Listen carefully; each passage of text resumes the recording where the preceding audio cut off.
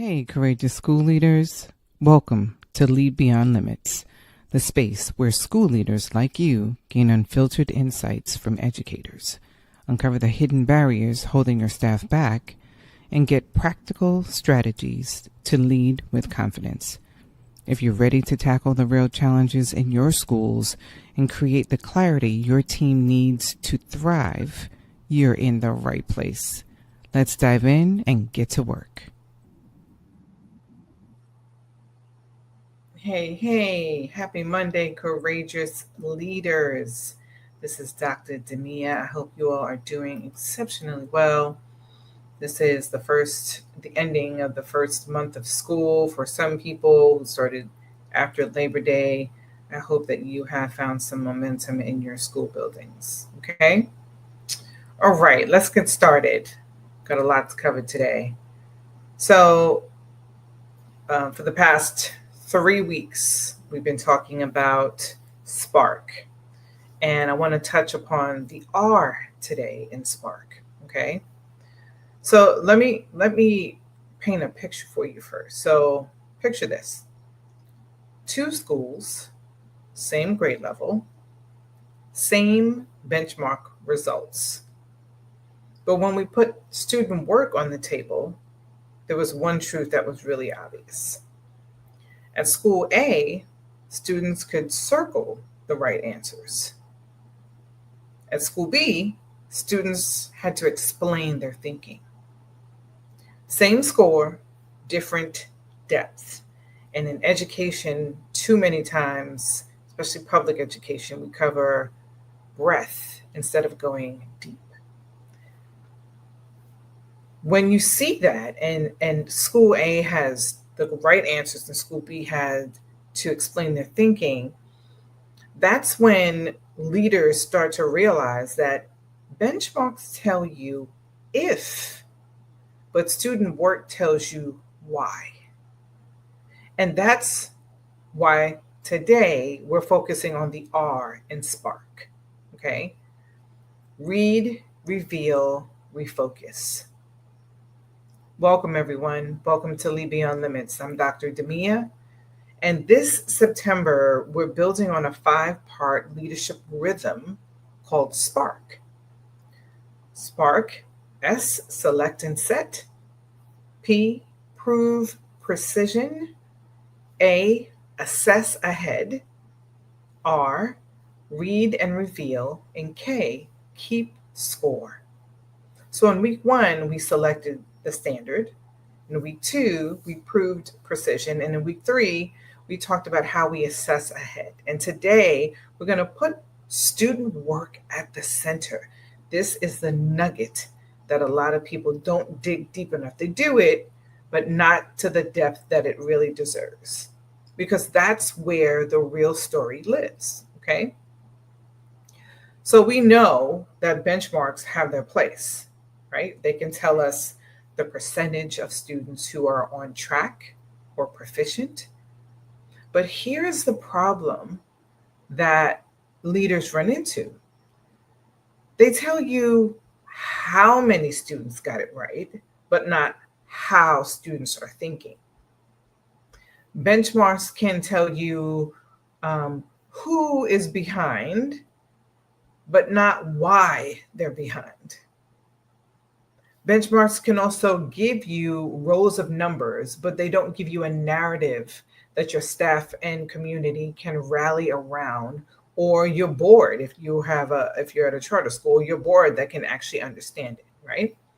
And so what happens when we're focusing on the first part of each of those statements, right?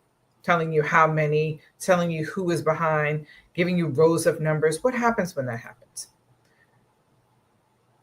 You bring the benchmark report into a collaborative planning meeting or a leadership meeting, and you talk about percentages and maybe compare them to last quarter or last year or the last benchmark, and people nod, right? Yep, okay, thank you for sharing that. That's good information. I've had that happen to me so many times. Maybe point out some trends that you're seeing, like maybe cohorts are growing, the 5th grade cohort who's now 6th grade, those cohort of students have grown a certain percentage or decreased, right? And then the meeting ends. And unfortunately, a lot of times nothing changes in the classroom. That is data without direction. Data without direction is not an effective use of time. So here's the difference I want you to think about and consider. So, leaders, when you start to bring student work into the room and not just talk about the scores, your audience, they see thinking. They reveal misconceptions that numbers can't show. And then they can walk out of the meeting with decisions, more information, more informed. Your community is more informed. Your board is more informed. So it's not just charts, but an explanation into the thinking, into the why. Okay. So one path leaves you with data fatigue because we all know data is pushed around consistently, but again, not on a very deep level, which is helps create the fatigue. Again, this concept of, doing breadth over depth, which is, the opposite of how we should be operating. The other path gives you instructional focus when you actually can concentrate on how are students thinking, what are some of the misconceptions that we see, and addressing those instead of just going on through a curriculum. So let's break down what I mean when I say to read, reveal, and refocus, because it really means shifting the evidence you prioritize. Okay. So when we're looking at this, we see that our goal is to get from one point over here to the other. And in order to do that, we, at this point on this side, we are relying a lot on the benchmark. The benchmark is going to give us data as to how we're going to do on our state assessments, right? We prioritize the percentages of that data over the student work. But then when you read student work first, instead of relying on the benchmark percentages, you start to get an idea of where students might be making their mistakes. You start to see patterns in the errors in thinking. Okay. Here, it's going to reveal those thinking patterns and uncover score. Like it's going to uncover things that scores can't tell you when you start looking at the student work first. The benchmark is what you're going to help. It's going to help you decide which standard, what your S is, which standard you're going to select. And then you move into this looking at student work piece. Okay. So once you're looking at it on a really deep level, you start to reveal the patterns and misunderstandings in students' thinking that scores can't show you. And now you can move on to refocusing your leadership. So your leadership conversations are based around decisions that come from evidence of learning, not compliance with pacing or test scores, but evidence of learning. That is a key word here. Okay. So that leadership move is going to bring you over to the other side where you have learned driven decisions that are based on what? Evidence. What is the evidence? Right? Elevating the role of the student work from the background noise to the front line. That frontline evidence, that's going to guide the direction and the planning and thinking and teaching strategies of you and your leadership team and your teachers. Okay. So again, I want to go back to this idea that benchmarks are snapshots. Again, they tell you if students hit the target, but they rarely tell you, if ever, tell you what got in the way, right? So student work, when you think about it, on the other hand, changes the game for you as a leader because it shows the thinking process, not just the final answer. It can help reveal patterns of misconception that we just discussed, right? That stall the learning across classrooms, right? Because now you can take this information, this evidence, and start to develop a intervention program, an MTSS system. It grounds the conversation in evidence so that everyone can see it. They're not opinions, they're not assumptions, they're not, any of those things. And it helps you as a leader build credibility with your staff and your families because you're pointing to authentic work, not just some abstract percentage, which is another whole conversation that I don't want to go down a rabbit hole in. Okay. So when you start to prioritize student work, you're going to move from reviewing numbers to understanding learners. You move from reporting scores to framing a clear story. You'll move from meetings with charts to walking out with decisions. That is the leadership payoff. Direction, not just data. So when you lead with student work, you move from the abstract numbers to actionable insight. So I need you to think about this as you are watching this replay. I need you to think about this. In your school, think about it right now, because right now is benchmark season. Everyone has either done it or just about to finish it. So in your school, what gets more airtime? Is it benchmark or looking at student work? Think about that.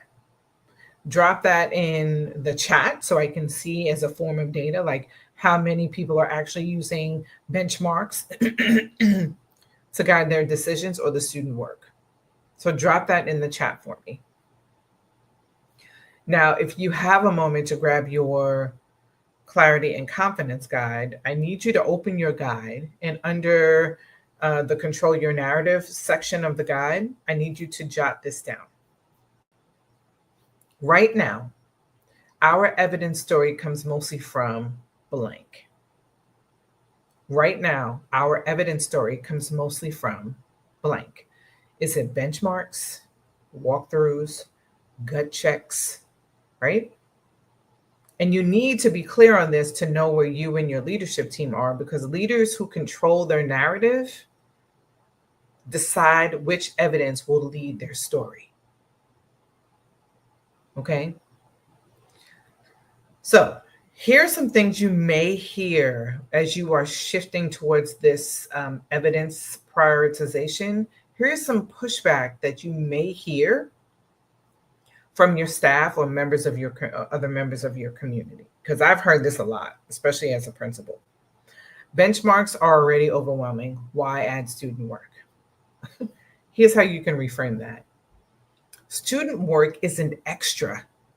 It is the closest evidence to what students are actually doing, not the test. We all know that test taking skills is something all in of by itself. Some students are good test takers. I'm not a good test taker. I can write, but I'm not a good test taker. So student work is an extra. It is the actual evidence to what students are actually doing and what they're capable, well, not capable, what they're actually doing, right? It's not about more data. It's about better data because it's speaking to what students can actually do. And leaders, when you normalize using student work in every collaborative meeting, I mean every single one, your walkthrough, if you normalize it in your walkthrough debriefs and in your coaching conversations, they start to build a culture where evidence it's personal. It becomes a part of, this is what we do here, right? So again, this idea and the practice of, using student work as the evidence, it isn't about piling on more work. It's about focusing on what matters the most. Okay? So I need you to take a second, and in the chat, I need you to, in the chat or even in your Clarity and Confidence guide, I need you to answer this question. What is the hardest part about bringing student work into leadership conversations? Is it tools? Is it time? Or is it trust? I want you to drop that in the chat below. What is the hardest part about bringing student work into leadership conversations? Is it time, tools, or trust? You can also jot that down in your clarity and confidence guide. Okay. So that said, how about this? Why don't you flip to leading with confidence in your guide, right? Because there are 3 sections, as you know. Flip to the lead with confidence section in your guide, and I need you to write this. When we bring student work into conversations, the decision we'll be able to make faster is, I'll say that again. When we bring student work into conversations, the decision we'll be able to make faster is blank.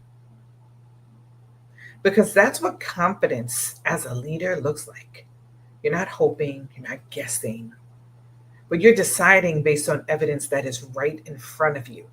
And you're doing it so consistently, and you put systems in place, this culture in place, where now your teachers are constantly looking at evidence. It becomes just a part of who you are as a school. Okay. So when you consistently lead with student work, your teachers will stop debating opinions, right? And start looking at receipts. What are the receipts in your building? Your collaborative planning sessions will stop spinning. They'll start identifying misconceptions students have in the learning.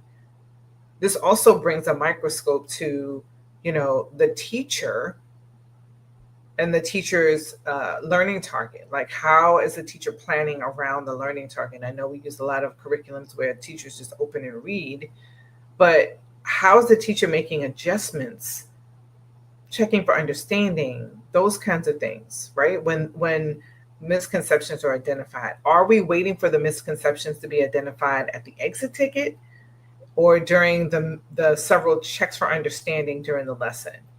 And then how is the teacher pivoting, right? I'm kind of going off into instruction here, but all of this is around instruction. So your collaborative planning sessions are now identifying misconceptions and what we need to do to address those misconceptions. Because the beauty in this, when your collaborative meetings are doing this, if there's a teacher who's really skilled at teaching one strategy or a skill or concept, there are ways that you can shift students around so that they're getting taught by that teacher. That's another rabbit hole I don't want to get into, but I'm saying this because I've done it myself, and it is amazing. The results are amazing. When you actually do this, when you are actually leading with student work, in addition to stopping teachers from debating opinions because they have receipts now, and your collaborative planning sessions are really focused on misconception, it also helps your community, your school boards, your families stop hearing jargon, right? They start to hear clear stories that are tied to actual thinking.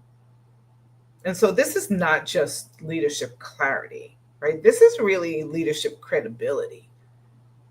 And we all know as leaders that sometimes we kind of second guess ourselves. I know I did it throughout every year I was a principal. I did it, where I'm kind of second guessing what I did. Well, this worked last year, but it's not working this year. A lot of times we go through that. It's a yo-yo effect. And so this will help establish your leadership credibility, and in turn helps build your confidence, right? And so I want to talk about now, I want to move on to the 3rd section in your clarity and confidence guide, which is building your legacy. So I want you to flip to that section, and I want you to write this. If student work became the driver of our decisions, our culture would. If student work became the driver of our decisions, our culture would. That's a good one. Think about that for a second. How would your culture shift if student work was the driver of all of your decisions? This is where short-term clarity becomes a long-term system, right? And systems is how you build your legacy. So, for next week, I'm going to give you more. We're going to go through the K in Spark, which is keep score, share the story. So this is step 4 in Spark. And next week, we're going to close that loop with keep score, share the story, because the data only builds trust when you publish it clearly and consistently. Okay. So here's your heads up. In October, I will finally show you the how for each of these steps, how to take these 5 moves and build them into a clarity plan your team can follow and your community can understand. So registration for the October Masterclass opens next week. My email subscribers get access and free registration until October 12th. Everyone else is $47. Okay. So if you want to get in the masterclass for free, subscribe using the link and you will have first dibs. Emails are going out to all my subscribers now with the link to register now. Okay. So only subscribers will get the link first. So let's talk about what we discussed today. So today, we talked about how to read student work, reveal misconceptions, and refocus decisions, and how that helps you as a leader and your leadership team and your collaborative grade level and content teams refocus their decisions. And why this is important is because benchmarks tell you if, but student work tells you why. Where does this usually happen? It happens in POCs. This happens in your collaborative planning, in your walkthroughs, in your leadership team meetings. Always lead with the work. Leading with student work I'm very passionate about that because I have seen what it can do for teachers' understanding of the standards and how students grow. Especially the teacher understanding of the standards, because teachers are on autopilot, right? They have this pattern where, and it is what it is. I did the same thing too as a teacher. You're planning your lessons, you have it all scripted out for you, written out for you, just reading it through, trying to make it your own. And so we go through this pattern of, just now let's just check the work to see where it's right, where it's wrong. And we're not really assessing whether or not the task is really matching the standard. We're not assessing that. We're just taking it at face value because we have, companies, vendors who are providing this for us. And so we're just saying, yep, they got it. They must have it right. So these student work sessions actually encourage teachers to make deeper connections to their task and the target and looking at the student work. It is amazing the light bulbs that go off when this happens. Teachers start to feel more confident. They start to, make adjustments to lesson plans where they didn't before. So think about this concept some more and think about how you can shift the culture in your building to really lift up this student work aspect, to tell you why there are misunderstandings, right? So if you want your first 30-day clarity plan built on this cadence, DM me the word Spark and I'll send you details about my Leader Lift review. It's going to be your fast track to clarity and traction. Okay. So again, benchmark gives you numbers. Student work gives you the meaning. Next Monday, we will finish Spark with keep, score, and share the story. And until then, I want you to stay bold, stay focused, and keep leading beyond limits.